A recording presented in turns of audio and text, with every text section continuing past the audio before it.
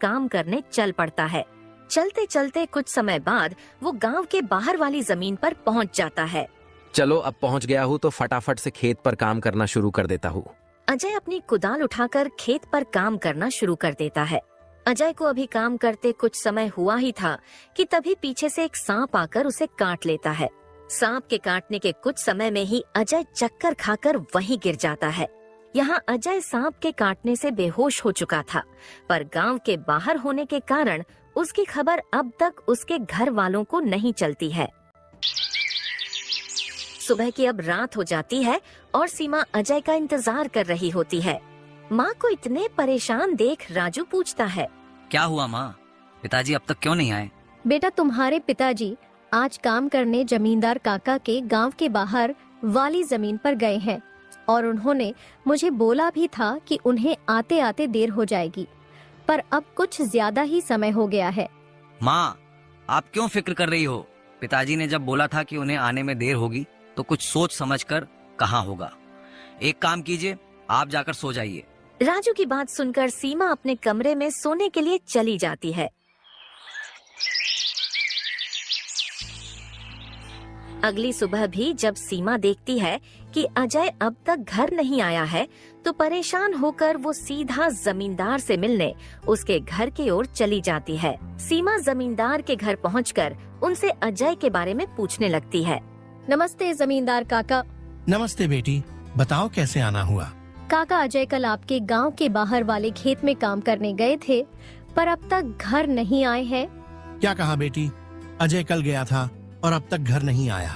हाँ काका, उन्होंने मुझे कहा था कि खेत गांव के बाहर है तो आते आते रात हो जाएगी, पर अब तो रात की सुबह हो गई, पर वो अब तक नहीं आए हैं। चिंता मत करो बेटी, मुझे थोड़ा समय दो, मैं अभी किसी को भेजकर पता लगाता हूँ कि अजय कहाँ है। जमींदार तुरंत अपने घर में काम करने वाले घनश्याम को अजय को देखने अपने खेत पर भेजता है। कुछ समय के बाद घनश्याम जमींदार के खेत पर पहुंच जाता है और वहां का दृश्य देखकर वो परेशान हो जाता है। ये क्या, अजय का तो पूरा शरीर नीला पड़ चुका है। मुझे लगता है इसे किसी सांप ने काटा है।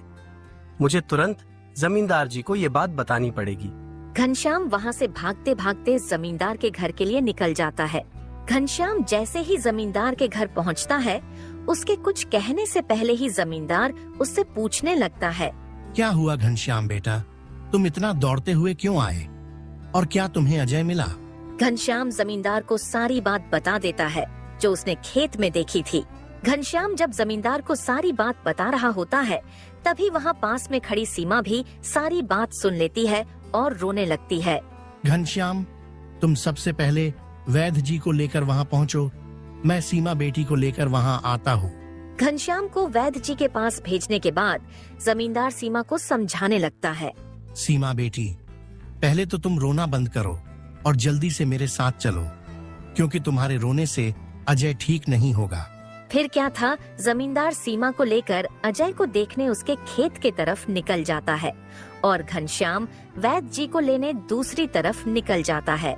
जमींदार और सीमा जब वहां पहुंचे तो उन्होंने देखा अजय बेहोश हालात में खेत में गिरा था और उसका पूरा शरीर नीला पड़ चुका था।